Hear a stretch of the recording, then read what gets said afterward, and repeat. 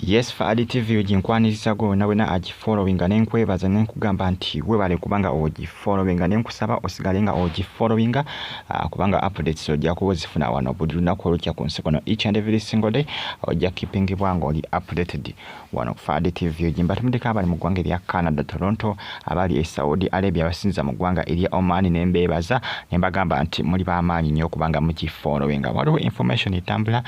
ku social media ndala ku mukutu ogwa Twitter angeraga nti Teddy Bugingo ali lubuto batambuza ekifaananyi ekyolengerawo ku screen yo ng'akutte ku lubuto abasinga bagamba nti information eraga nti Teddy Bugingo yandibanga ali lubuto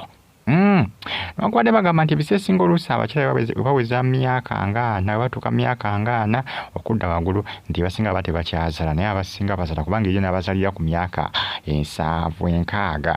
6 naye abasinga bakyakyokanya bagamba dda kituufu Teddy Bugingo ali lubuto bajjasita olubuto lwagezze bugezi naye nga ku mukutu gwa Twitter abo post butambuzibwa nga bulagira ddala nti Teddy Bugingo ali lubuto information gye batambuza ku social media balaga nti ali lubuto nkyagezako kubanga nnoonyereza information eno okusingako wano nkakasize ddala kituufu Teddy ali lubuto weetegereza ekifaananyi ekyo weetegereza ekifaananyi kyabasinga bagamba nedda omutayinza kubaana lubuto bwe luti olunene bwolutyo nga bwalukutteko ne lutaba lubuto olwo era abasinga batasa okubanga bagamba nti makula Teddy Bugingo yali musooka okufuna olubuto kubanga makula mpaka nakati ne Pastor Bugingo bakyanoonya omwana akyabuze kubanga Pastor Bugingo ennaku zino zonna abadde agala kubanga munnange afunako time ne mutabani we omuto Teddy Bugingo gw'ayina naye obukwakulizo bungi nnyo Teddy bwe yateekawo Pastor Bugingo ng'alaba tajja bugumeekeriza kubanga Pastor Bugingo obukwakulizo bali bataddewo bwali bwakumugamba omwana agenda amulabira ewaka oba oliawo Susan Makulu bayi yamugamba nti talinnyayo kwegamba Pastor Bugingo ndowooza yalaba nga bw'alinnya ewaka abanga akoze ki abanga ndowooza afukamiridde Teddy abanga amuvunamidde kubanga Teddy bwe bukwakulizo bwe yateekawo akibategeeza Pastor Bugingo ndowooza omwana yamuvaako yamwesonyiwa obukwakulizo bwali bungi munnange eyo kanveeyo nsonga za lubuto jjukira Teddy Bugingo ne Susan Makula bayinza okuba emyaka bagyenkanya abanga Teddy Bugingo asingawo ku makulu emyaka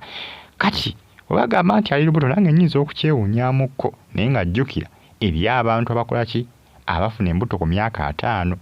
myaka 6 kisoboka naye oluseesinga kiba tekisangika era Makula bw'abalemeddwe okuba nga afuna olubuto ng'ali myaka egyo kitegeeza Pastor Bugingo si wakufuna mwana okuva mu Susan Makula kubanga bw'okola okunoonyereza okw'enjawulo kiraga abakyala oluusi ababeera myaka egyo oluusi embuto zivaamu olw'emyaka ndowooza oba ne diabetes ne sukaali bimu ku bintu ebikozinga embuto okuvaamu naye ng'ebiseera ebisinga egyo emyaka nagyo gimatalinga tubaloosa abakyala abasinga nabagamba nti bafa nnyo okulaba nga bazalira ku myaka 3 naye omusajja ni bwabeera n'emyaka emeka aba akyasobola okuba nga azaala okwawukana ku bakyala naye nga n'abakyala babasobola okuba nga bazaala n'emikisa giba mitono kati munnange Teddy Bugingo okuba nti ne bagamba nti ali lubuto nyinza okukyewuunyamukko nati nyinza obutakyewuunya nnyo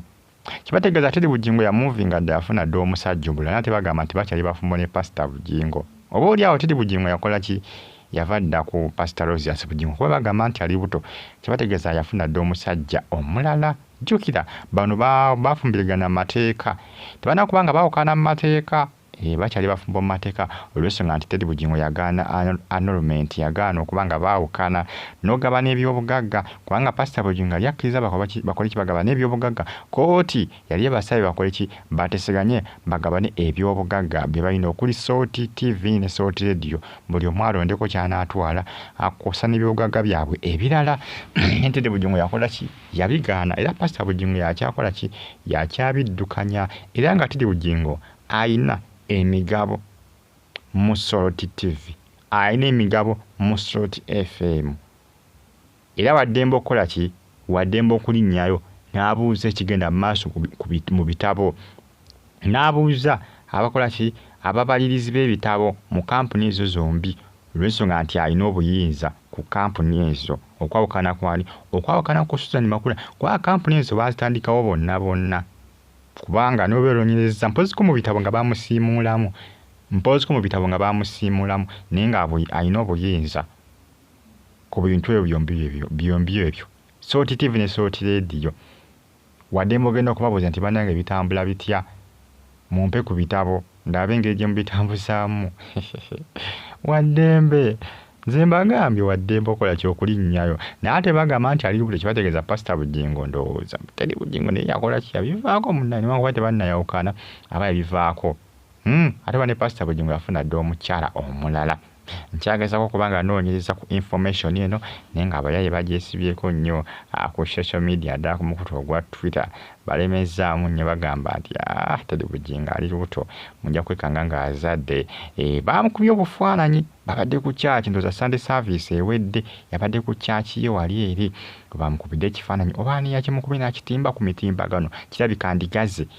Endiiga waliwo yakubye ate Bugingo ekifaananyi n'akiteeka ku social media n'ateeka ku caption eraga nti ali lubuto yamukubye ekifaananyi ndowooza olengera awo yamukubye ekifaananyi n'akipostinga yakitimbye ku mitimbagano kugamba ekitrendinga okufaako obufi naye ani yamuwendudde ajabeere nga yabadde wa Pastor Bugingo nga azze kulondoola Teddy Bugingo oyinza okusanga mu kyaki ya Pastor Bugingo nga mu kyaki ya Teddy Bugingo ng'eriyo endiga ezigendayo naye nga si bagenze kukola ki nga bagenze kubekera Pastor Bugingo si ebigenda mu maaso osanya ggwe n'okuzanya ggwe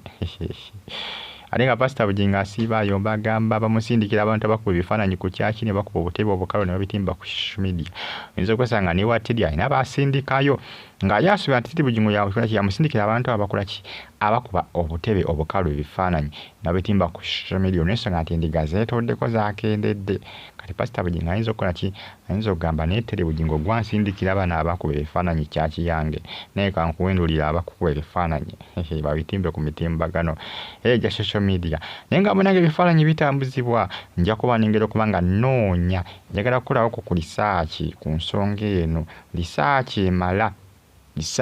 nja kuba nengera okuba nga mbawa ekikwatagana ku nsonga eno kyenkusaba just subscribinga nyiga kale Teddy Bugingo information etambula eraga ali lubuto ekifaananyi ekyo bakimukubye ndowooza ku Sunday service ndowooza baggulo ggulu Sunday service yabadde olunaku lwagwo naye Pastor Bugingo Sunday service yamusaze endiga tezaabadde nnyingi endiga zaabadde ntono nawulidde bagamba ateekateeka kubanga abakola ki abazimbirawo kaawo enkuba ereme kubanga eddamu okubanga ebakuba newankubadde ne Pentagon munnange eri mu lusuubo tewali amanyi nti oba enaazimbibwa kubanga n'omwaka guno talaze wadde progress yonna gyatuuseeko nti oba alina waatuuseeko ku nsonga eyo ey'okuzimba ekyaki eya Pentagon akukananira ndi ateekateeka kubanga abazimbirawo ndowooza ki main hall abawonye enkuba n'omusana musabesukabinge munyige kale fa TV ki mweraba